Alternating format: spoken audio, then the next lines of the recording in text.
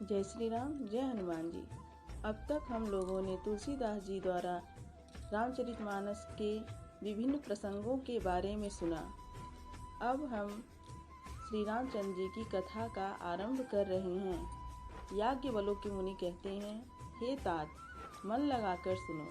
अब मैं श्री रामचंद्र जी की सुहावनी कथा कहता हूँ। श्री रामचंद्र जी की यह कथा महामोह रूपी विशाल महिषासुर के लिए कराल कालिका देवी हैं।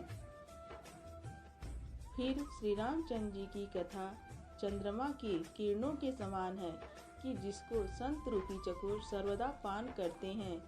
हे भरद्वाज, श्री रामचंद्र जी की कथा के संबंध में आज तुम जैसा पूछ रहे हो, इसी प्रकार पार्वती जी ने भी शंका की थी। तब श्री महादेव जी ने जो कहा था, अब मैं वही शिव पार्वती संवाद अपनी बुद्धि के अनुसार कहता हूँ कि वह जिस समय और जिस कारण से हुआ, हे मुनि सुनो। उसके सुनने से तुम्हारा विषाद नष्ट हो जाएगा। सुनो, एक समय त्रेता युग में जब श्री महादेव जी कुंभज ऋषि के पास गए थे और साथ में जगत माता भवानी सती भी थी, तब ऋषि कुंभज ऋषि अगस्त्य जी ने उनको संपूर्ण लोकों का ईश्वर जानकर उनकी पूजा की। उस अवसर पर मुनियों में श्रेष्ठ अगस्त्य जी ने इसी राम कथा की प्रशंसा में अपना विचार कहा था, जिसे श्री महादेव जी अत्यंत सुख मानकर सुने थे। इसी अवसर पर मुनि देव के पूछने पर जब श्री महादेव जी ने समझ लिया कि मुनि जी इसके पात्र हैं, तब उन्होंने अत्यंत सुहावनी भगवत भक्ति का वर्णन किया था। इस प्रकार परस्पर श्री रामचंद्र जी का गुणानुवाद करते हुए जब वहां शंकर जी को कुछ अधिक दिन व्यतीत हो गया, तब वे मुनि अगस्त्य जी से विदा मांगकर साथ में दक्ष पुत्री श्री सती जी को लिए अपने घर कैलाश पर्वत को चले। उस समय पृथ्वी का भार हरण करने के लिए भगवान रघुकुल में अवतार ले चुके थे और पिता के वचन को सुनकर राज्य से उदासीन हो वे अविनाशी दंडक वन में विचरण कर रहे थे। दोहा। इधर शंकर जी अपने मन में यह विचार करते हुए मार्ग में चले जा रहे थे कि किस प्रकार प्रभु दर्शन होगा। भगवान गुप्त रूप से प्रकट हुए हैं, यह बात सब लोग भली भांति जान गए। सोठा। श्री शंकर जी के हृदय में तो ऐसा अधिक क्षोभ तर्क वितर्क हो रहा था और इधर सती जी इसका कुछ भेद नहीं जानती थीं, किंतु तुलसीदास जी कहते हैं कि उनके भगवान के दर्शनों के लालची नेत्र भी नहीं मानते थे। इधर शंकर जी अपने मन में यह विचारते हुए जा रहे थे कि रावण ने तो ब्रह्मा जी से यह वरदान मांग लिया है कि मैं मनुष्य के हाथ से मारा जाऊं, तो भगवान श्री ब्रह्मा जी के वचनों को पूर्ण करना चाहते हैं। ऐसी अवस्था में यदि उनका दर्शन करने नहीं जाता हूँ तो मन में पछतावा ही लगा रहेगा, ऐसा विचार करते थे। परंतु किसी प्रकार भी बात बनती न थी, अर्थात किसी निश्चय पर न पहुँचते थे, क्योंकि गुप्त रूप अवतरेव प्रभु गए जान सब कोय। इस प्रकार महादेव जी चिंता कर ही रहे थे कि उसी समय रावण ने जाकर मारीच को अपना साथी बनाया। मारीच को अपना साथी बनाते ही उसने अपनी योग विद्या से माया मृग बना दिया। उस मूढ़ ने छल पूर्वक श्री जानकी जी को तो हरण कर लिया, परंतु उसे यह नहीं ज्ञात हुआ कि प्रभु श्री रामचंद्र जी का प्रभाव कैसा है। श्री रामचंद्र जी मृग के पीछे गए और थोड़ी देर में ही उसे मारकर भाई लक्ष्मण के सहित लौट आए। देखा तो आश्रम शून्य था। तब आश्रम को देखकर उनके नेत्रों में जल भर आया। तब विरही मनुष्य के समान दोनों भाई श्री रामचंद्र जी और लक्ष्मण जी श्री सीता जी को जंगल में खोजने लगे। जिसको मिलाप और विच्छोह का दुख कभी नहीं हो सकता था, वह भी प्रकट रूप में विरही से दिखाई दिए। इस प्रकार श्री रामचंद्र जी का चरित्र अत्यंत विचित्र है, जिसको अच्छे जानकार ही जानते हैं। वे क्या जानेंगे जो मोह पास में बंधे हुए हैं और जो हृदय में और भी कुछ धारण किए रहते हैं। उसी समय श्री महादेव जी ने श्री रामचंद्र जी को नेत्र भरकर देख लिया, परंतु देखते ही उनके हृदय में ऐसा अधिक क्षोभ उत्पन्न हुआ कि एकटक उनके सौंदर्य के समुद्र को देखने लगे और कुछ समय जानकर जान पहचान नहीं किया। और हे जगत को पवित्र करने वाले सच्चिदानंद, आपकी जय हो, ऐसा कहते हुए कामदेव को भस्म करने वाले श्री शिव जी चल दिए। इस प्रकार कृपा के धाम श्री शिव जी अपने मन में बार बार प्रसन्न होते हुए श्री सती जी को साथ लिए चले जा रहे थे। उनकी उस दशा को देखकर सती जी के मन में भी विशेष रूप से संदेह उत्पन्न हो गया। संदेह यह कि श्री शंकर जी तो जगत पूज्य और सारे जगत के ईश्वर हैं, जिनको देवता, साधारण मनुष्य और मुनि लोग भी सिर झुकाते हैं। वह शंकर जी एक राजा के लड़के को सच्चिदानंद और परम धाम कहकर प्रणाम किए हैं। शिव जी राम जी की उस शोभा को देखकर ऐसे मग्न हैं कि अब तक भी वह प्रीति इनके हृदय में चल रही है और रोके भी नहीं रुकती है। इस प्रकार श्री सती जी अपने मन में सोचती हैं कि भला जो ब्रह्म सब में व्यापक, अजन्मा, माया रहित, कला रहित, अनीह, भेद रहित साक्षात ईश्वर हैं कि जिन्हें वेद भी नहीं जानते, क्या वे शरीर धारण कर मनुष्य रूप में आवेंगे? यदि ऐसा हो भी तो वे भगवान विष्णु, जिन्होंने देवताओं के लिए शरीर धारण किया है और जो शंकर जी के समान ही सर्वज्ञता का पद लिए हुए आए हैं, परंतु यह क्या है कि वे एक मूर्ख मनुष्य के समान स्त्री को ढूंढते फिर रहे हैं, क्योंकि लक्ष्मीपति भगवान विष्णु तो राक्षसों के शत्रु और ज्ञान के धाम हैं। फिर शंकर जी की ऊपर कही जय सच्चिदानंद जग पावन वाणी भी मिथ्या नहीं हो सकती, क्योंकि शिव जी सर्वज्ञ हैं, यह सब कोई जानते हैं। सती जी के मन में ऐसा अपार संशय उत्पन्न हुआ कि उनके हृदय में किसी प्रकार भी सुंदर बुद्धि का प्रचार नहीं हो पाता था।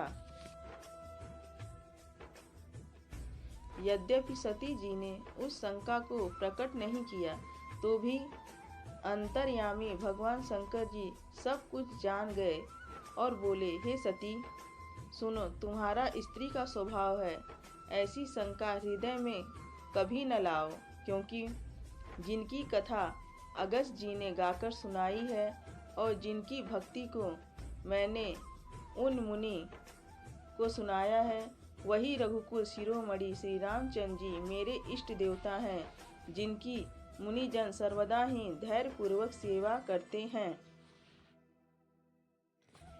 जिनको धैर्यधारी मुनि, योगी, सिद्धजन और संतजन अपने पवित्र अंतःकरण में स्मरण किया करते हैं, ध्यान करते हैं और अंत नहीं ऐसा कहकर वेद और पुराण जिसका यशोगान करते हैं, वही अपनी माया के धनी सर्वव्यापक निराकार स्वरूप ब्रह्म श्री रामचंद्र जी 14 भुवन के स्वामी हैं। वही श्री राम जी अपने भक्तों का हित करने के लिए अपने तंत्र के यौगिक तंत्रों द्वारा रघुकुल में मणि रूप अवतार धारण किए हैं। इस प्रकार यद्यपि शिव जी ने अनेक बार कहा, पर वह उपदेश पार्वती जी को न समझ में आया। तब भगवान की माया का ऐसा ही बल है, यह जी में जानकर श्री महादेव जी हंसकर बोले, यदि तुम्हारे मन में अधिक संदेह हो तो जाकर परीक्षा क्यों नहीं लेती हो? तब तक मैं इस बट वृक्ष की छांव में बैठा रहूंगा जब तक तुम मेरे पास न आओगी। जिस प्रकार तुम्हारी यह बड़ी शंका दूर हो, ज्ञान सहित वही उपाय करो। तब शिव जी की आज्ञा पाकर पार्वती जी वहां से चली तो मन में विचार करने लगी कि हे भाई, क्या करूं? उधर शंकर जी अपने मन में ऐसा अनुमान करने लगे कि दक्ष सुता सती का कल्याण नहीं होगा, क्योंकि जब मेरे कहने से भी इनका भ्रम दूर न हुआ तब विधाता ही उल्टा हो गया है। फिर इनकी भलाई कैसे होगी? अच्छा होगा तो वही जो राम जी ने रच रखा है, इससे उसमें बहुत तर्क वितर्क करके शाखा कौन बढ़ावे। ऐसा कहकर शंकर जी फिर हरि भगवान का नाम जपने लगे। उधर श्री सती जी वहां जा पहुंची जहां सुख के घर प्रभु श्री रामचंद्र जी थे।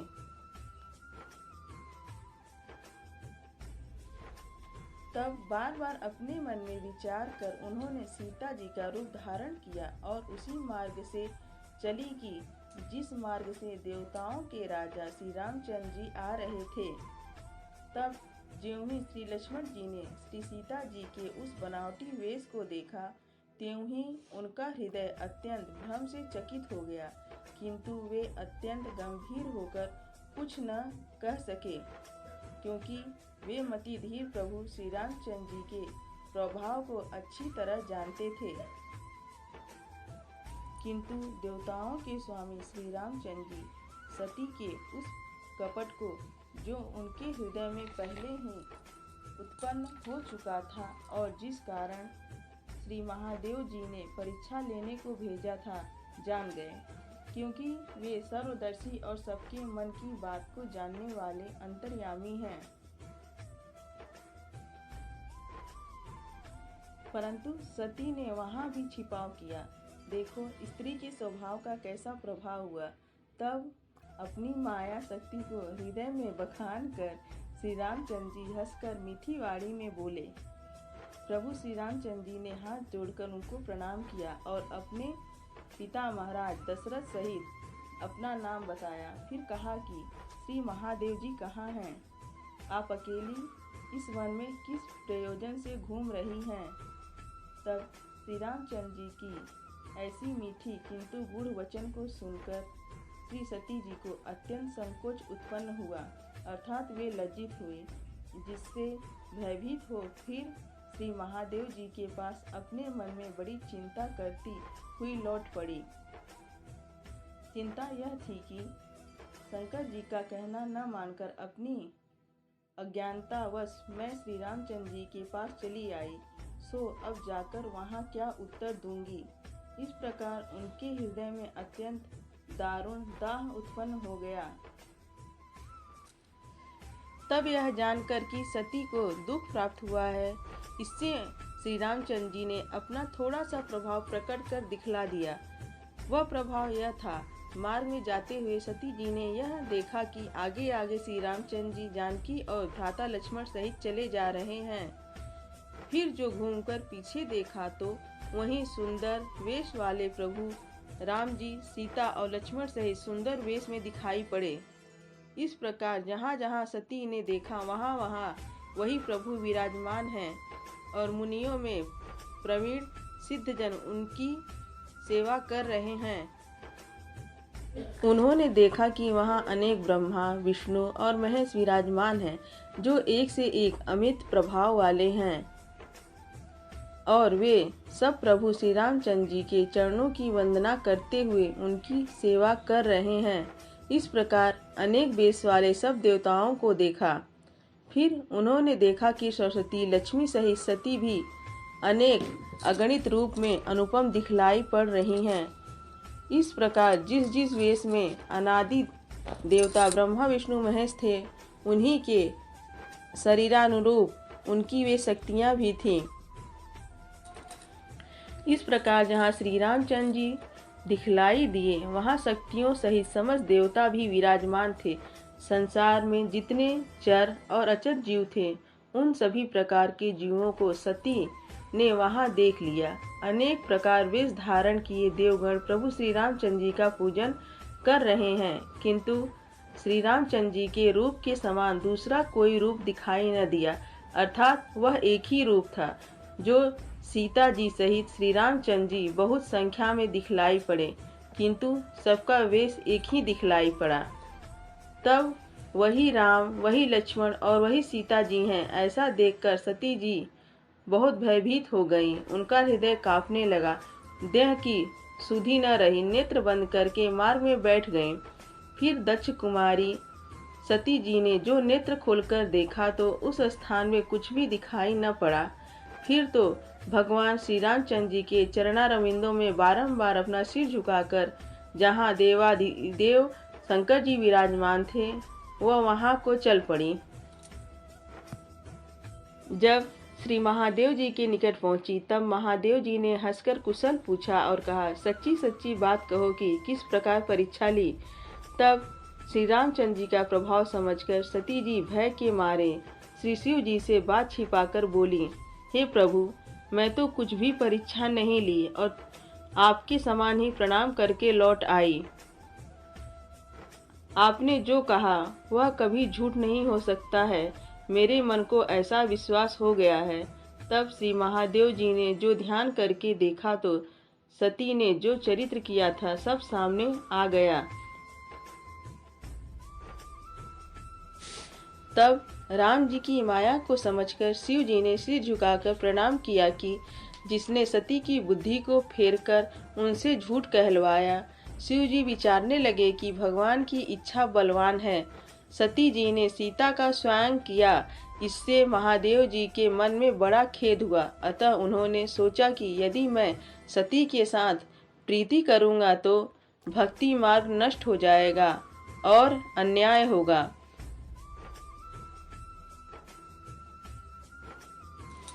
प्रीति बहुत है जो छोड़ी भी नहीं जा सकती, और यदि प्रेम करूं तो बड़ा पाप होगा। इस कारण श्री महादेव जी ने प्रकट में तो कुछ नहीं कहा, किंतु मन में बड़ा संताप उत्पन्न हुआ।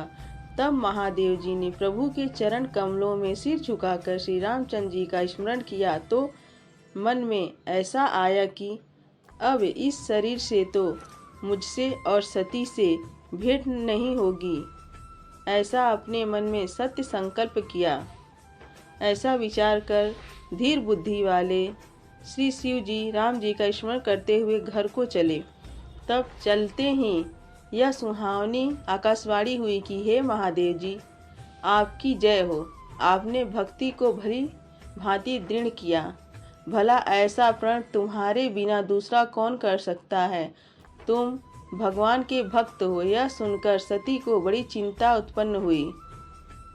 तब संकुचित हो श्री शिव जी से पूछने लगी, हे प्रभु दीनदयाल सत्य के धाम, आपने कौन सा प्रण किया है।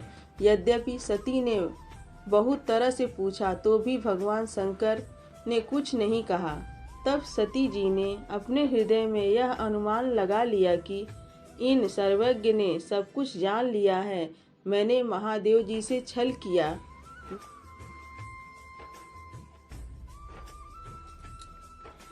सो उठा। देखो प्रीति की रीत कितनी उत्तम है कि जल भी दूध में मिलकर दूध के ही भाव बिकता है, किंतु कपट रूपी खटाई से अलग हो जाता है, अर्थात बिगड़ जाता है। इस प्रकार अपनी करतूत को मन में सोच सती जी को बहुत चिंता हुई।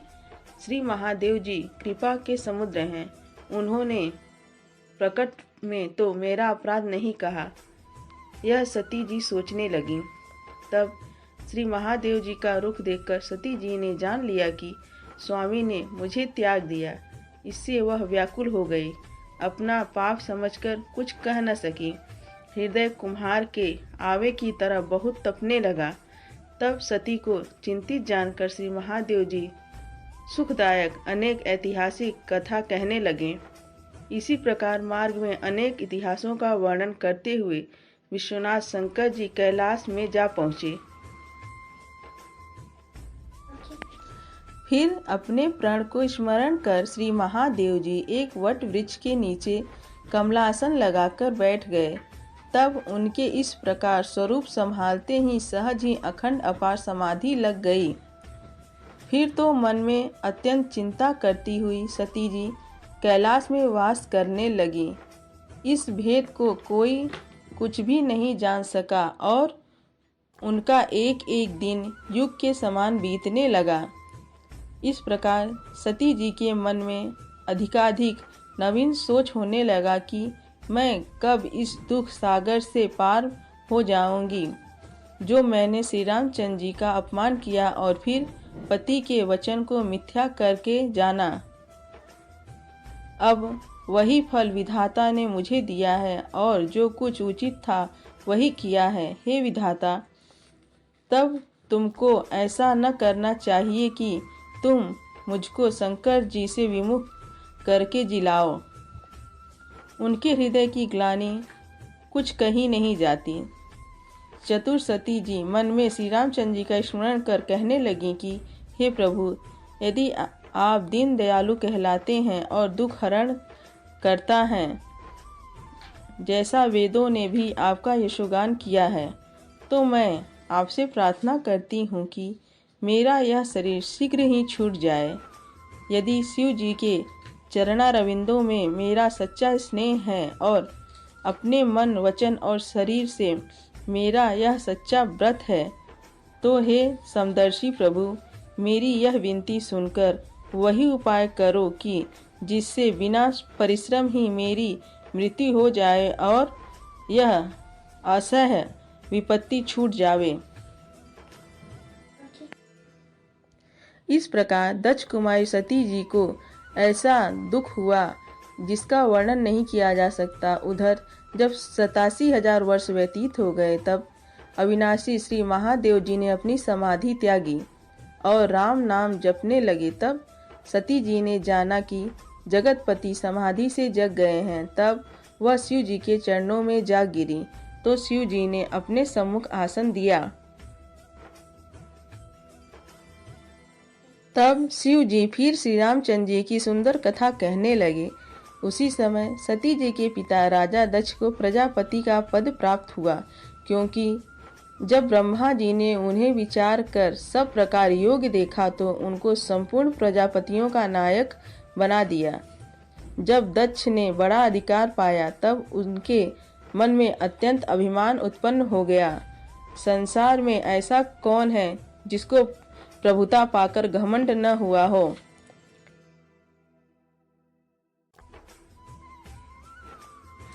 तब दक्ष ने सब मुनियों को बुलाया और बड़ा यज्ञ करने लगे तथा जो यज्ञ में भाग पाया करते थे उन सब देवताओं को भी आदर सहित न्योता दिया। किन्नर, नाग, सिद्ध, गंधर्व और सभी देवता अपनी अपनी स्त्रियों सहित दक्ष के घर को चले। ब्रह्मा, विष्णु और महेश को छोड़ सब देवता अपने अपने विमान सजाकर चले।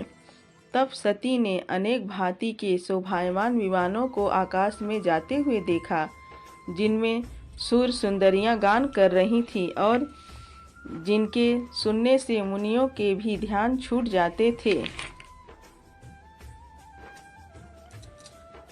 जब इस प्रकार आकाश में जाते हुए विमानों की भीड़ देखकर सती जी ने श्री महादेव जी से पूछा, तब श्री महादेव जी ने प्रशंसा पूर्वक समाचार कहकर बतलाया कि तुम्हारे पिता के घर में यज्ञ है। तब वह समाचार सुनकर सती जी बहुत प्रसन्न हुई और उन्होंने अपने मन में विचार किया कि यदि महादेव जी मुझको आज्ञा दें तो मैं इसी बहाने से जाकर कुछ दिन पिता के घर रहूं।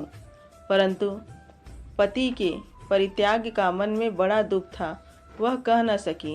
किंतु फिर सती जी भय, संकोच और प्रेम रस से युक्त यह वचन बोली, हे प्रभु, जब पिता के घर इतना भारी उत्सव है तो यदि मुझको आज्ञा दीजिए तो हे कृपा निधान, वह यज्ञ देखने के लिए मैं आदर के साथ अपने पिता के घर चली जाऊं।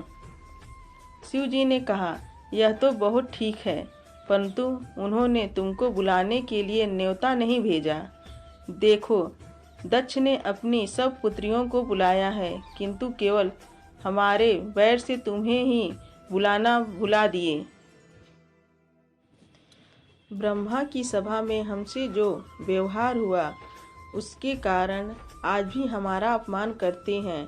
हे भवानी, यदि तुम वहाँ बिना बुलाए जाओगी तो शील, स्नेह और मान न रहेगा। यद्यपि मित्र, प्रभु, पिता और गुरु के घर निसंदेह बिना बुलाए जाना चाहिए, तथापि जहाँ जाने से कोई शत्रुता मानता हो तो वहाँ जाने से कल्याण नहीं होता। इस प्रकार शिव जी ने सती जी को समझाया, परंतु उनके मन में वह ज्ञान न आया। शिव जी ने कहा कि यदि तुम बिना बुलाए जाओगी तो यह बात हमें अच्छी नहीं लगेगी। जब शिव जी के अनेक भांति समझाने पर भी दक्ष पुत्री नहीं रुकी, तब महादेव जी ने अपने मुख्य गणों के साथ उन्हें विदा कर दिया। जब भवानी सती जी अपने पिता के घर पहुंची, तब दक्ष के भय से किसी ने उनका स्वागत नहीं किया। केवल एक माता भले ही आदर से मिली, किंतु बहन बहुत मुस्कुराती हुई मिली। राजा दक्ष ने कुछ भी कुशल समाचार नहीं पूछा और सती को देखकर उनका शरीर जलने लगा। तब सती ने जाकर देखा तो यज्ञ हो रहा है और उसमें शिव जी का भाग कहीं नहीं देखा। अब श्री महादेव जी की बात याद आई। उनका अपमान समझकर हृदय जलने लगा। पति के त्याग का दुख इतना नहीं था जितना पिता के द्वारा पति के अपमान से दुख उत्पन्न हुआ। यद्यपि संसार में अनेक दुख हैं, तथापि पति का अपमान सबसे कठिन होता है। यह समझकर सती जी को बड़ा क्रोध उत्पन्न हुआ। तब माता ने आकर अनेक प्रकार से समझाया, परंतु शिव जी का अपमान सहने योग्य नहीं था। इस कारण उनके हृदय को कुछ भी प्रबोधन न हुआ। तब सारी सभा को सुनाकर सती क्रोध के साथ यह वचन बोली, हे सभासदों, सुनो। जिन लोगों ने शिव जी की निंदा सुनी और कही है, वे लोग उसका फल तुरंत पावेंगे। और हे पिताजी, तुम भी भली भांति पछताओगे, क्योंकि जहाँ संत शिव जी और विष्णु भगवान की निंदा सुनाई पड़े, वहाँ ऐसी मर्यादा है कि अपनी सामर्थ्य हो तो उसकी निंदा करो और बस न चले तो कान बंद करके वहाँ से चल दें। श्री महादेव जी जगत की आत्मा और संसार को उत्पन्न करने वाले सर्वसाधारण के हितकारी हैं।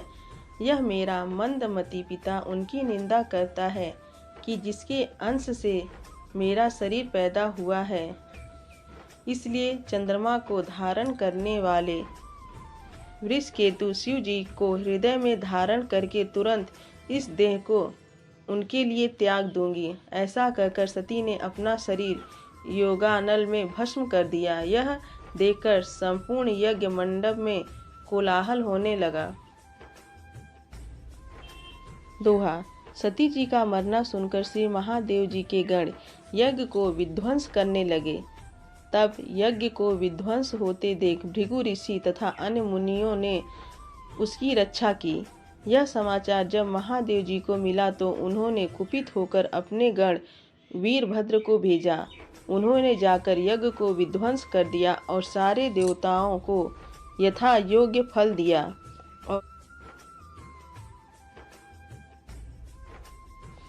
और दक्ष की वही संसार विदित गति हुई जैसी एक स्तंभु विमुख की होती है। इस इतिहास को सभी लोग जानते हैं, इसीलिए मैंने संक्षेप में ही कहा है।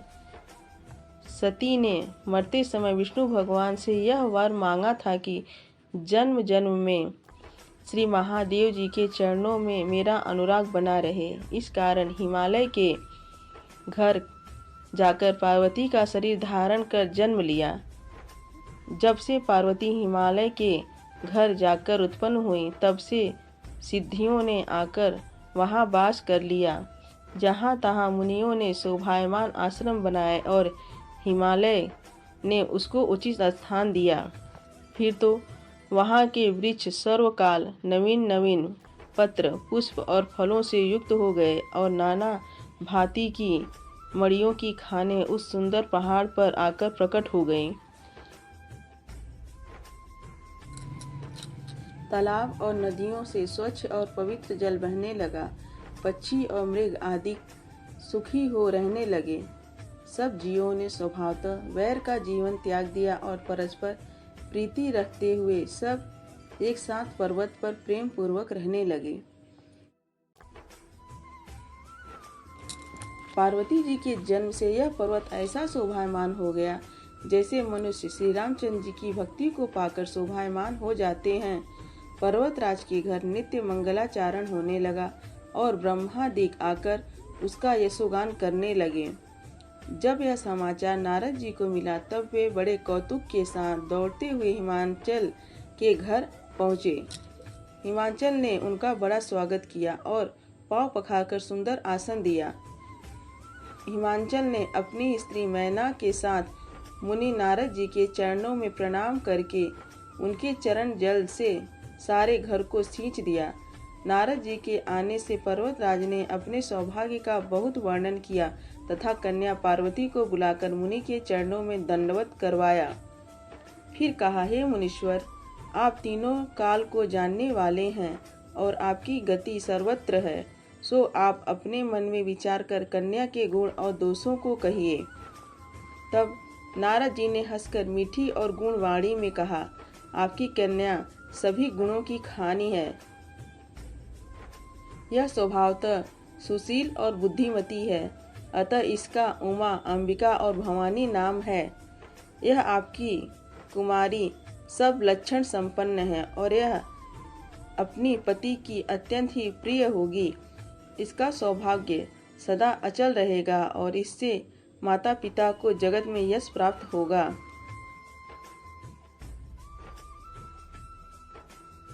यह सारे जगत में पूज्य होगी और इसकी सेवा करने से ऐसी कोई भी दुर्लभ वस्तु नहीं है जो न मिले। इसके नाम को जपकर संसार की स्त्रियां पतिव्रत धर्म का पालन करेंगी। हे पर्वतराज, आपकी कन्या सुलक्षणी है, परंतु इसमें जो 2-4 अवगुण हैं, अब वह भी सुनिए। इसे निर्गुण, मान रहित, माता पिता से विहीन, उदासीन, सब संदेह से रहित, योगी, जटाधारी, निष्काम चित्त, नग्न शरीर, ऐसा अमंगल वेश वाला पति इसको मिलेगा, क्योंकि इसके हाथ में ऐसी ही रेखा पड़ी है। तब नारद जी की यह वाणी सुन और उसे अपने मन में सत्य समझकर हिमांचल और मैना के हृदय में बड़ा दुख हुआ, किंतु पार्वती जी प्रसन्न हुई। वह एक ऐसी दशा थी जो समझने में अलग थी, जिससे नारद जी भी नहीं जाना। सब सखियों सहित पार्वती, हिमांचल और मैना के शरीर पुलकित हो गए तथा नेत्र में जल भर आया। तब नारद जी का वचन झूठा नहीं हो सकता, ऐसा मानकर पार्वती ने उसे अपने हृदय में रख लिया। महादेव जी के चरण कमलों में स्नेह तो उत्पन्न हो गया, परंतु उनका मिलना कठिन है, यह समझकर हृदय में संदेह भी हुआ, परंतु कुअवसर जानकर वह प्रीति को छिपा ली। उधर हिमवान और उनकी स्त्री मैना तथा पार्वती की चतुर सखियां सोचने लगी कि देवर्षि नारद की वाणी असत्य नहीं हो सकती। तब हृदय में धैर्य धारण करके गिरिराज हिमांचल ने नारद जी से कहा, हे नाथ, कहिए इसका कोई उपाय है। इस पर नारद जी ने कहा कि हे हेमंत, सुनो, ब्रह्मा जी ने जो कुछ ललाट में लिख दिया उसको देवता, राक्षस, मनुष्य, नाग और मुनीश्वर कोई भी नहीं मिटा सकते। तो भी मैं एक उपाय कहता हूँ, यदि भगवान सहायता करें तो वैसा ही हो जाएगा। वर के विषय में मैंने तुमसे जो कहा ठीक वैसा ही वर पार्वती को मिलेगा, इसमें कुछ शंका नहीं है।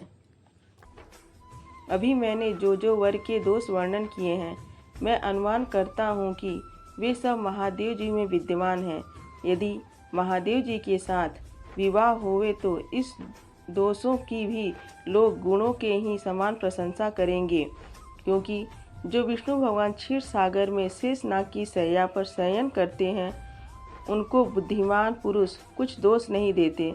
सूर्य और अग्नि संपूर्ण रसों को खा जाते हैं, किंतु उनको कोई बुरा नहीं कहता।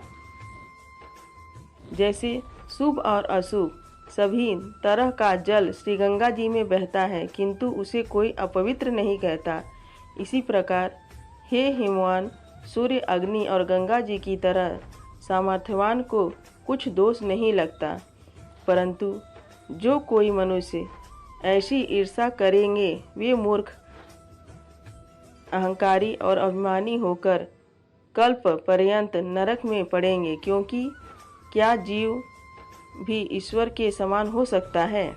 जिस प्रकार गंगा जल से बनी मदिरा अपवित्र है, उसे संत जन कभी पान नहीं करते, परंतु गंगा जी में मिल जाने पर जिस भांति मदिरा पवित्र हो जाती है, ऐसे ही यह जीव भी ईश्वर में मिल जाने पर ईश्वर ही हो जाता है।